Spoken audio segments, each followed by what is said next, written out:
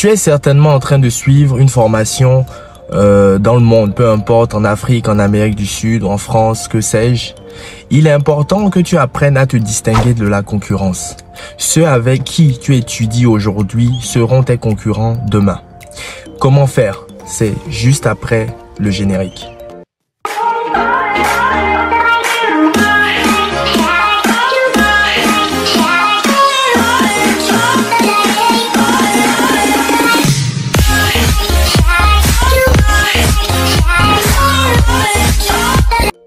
Salut à toi, moi c'est Christian de la chaîne EVF. À travers celle-ci, nous partageons de nombreuses pépites qui vont t'aider dans la réussite de ton projet de mobilité, ton projet d'études et projet professionnel. Si tu n'es pas encore abonné à cette chaîne, je t'invite à le faire tout de suite pour ne rien rater de nos différentes diffusions. Cette thématique, pour moi, elle est importante de l'aborder aujourd'hui car je constate au fil de mes différents voyages, de mes différentes expériences, que le grand nombre n'a malheureusement pas encore compris qu'il faut nécessairement se démarquer.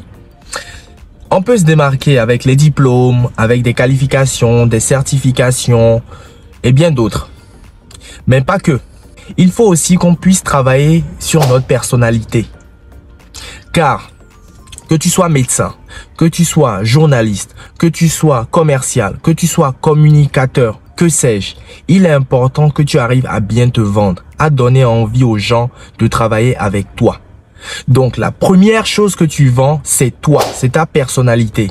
Aujourd'hui, je suis à Reims, j'étais dans une cave à Champagne et j'avais envie de discuter un peu. Moi, j'adore quand je viens dans une ville, discuter avec les gens, apprendre des choses. J'arrive, bonjour, un bonjour sec des 3 personnes et pour détendre un peu l'atmosphère, je dis... toute l'équipe est au complète. Mais je pense qu'ils l'ont mal pris. Et après, j'ai commencé à discuter avec un monsieur, un vendeur, on m'a dit, apparemment un vendeur. Je lui dis, écoutez monsieur, les prix des champagnes, est-ce que ça varie un peu comme le vin en termes de maisons, de châteaux qu'il produit, en termes d'années de conservation, etc., etc.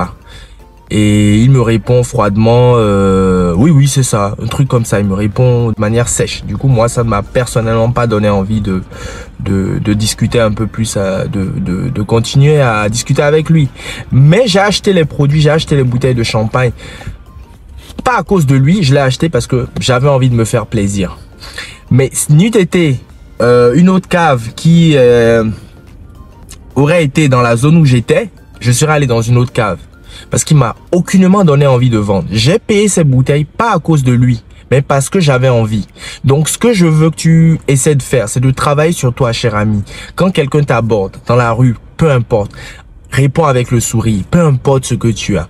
Ce qu'il faut savoir, c'est qu'il faut toujours faire la démarcation entre ta vie personnelle et ta vie professionnelle. Si tu as subi, je sais pas, tu as une mauvaise nouvelle, il faut pas que cette mauvaise nouvelle influence sur ta productivité au travail. Il faut que tu arrives toujours à faire la démarcation. Personne n'est responsable de ton ou de tes malheurs. Donc, il faut que tu sois toujours souriant. C'est difficile, mais ça s'apprend. Souriant, avenant. Tu donnes envie aux gens de te connaître. Tu aides, tu rends service. C'est pareil en entretien. En entretien, oui. À diplôme, compétence égale, ce qui démarque, c'est la personnalité, c'est le feeling.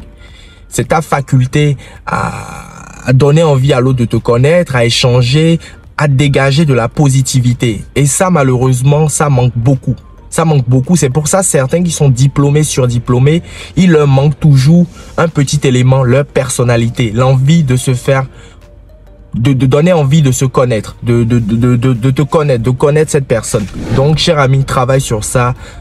Travail, reste toujours positif, souriant, donne envie aux gens de te connaître, voyage tout seul, ça te pousse à aller vers les autres et tu verras que les gens ne sont pas forcément mauvais. Et ça va te permettre aussi de descendre ton degré de méfiance parce qu'il y a beaucoup aussi qui sont méfiants, tout le monde ne te veut pas du mal.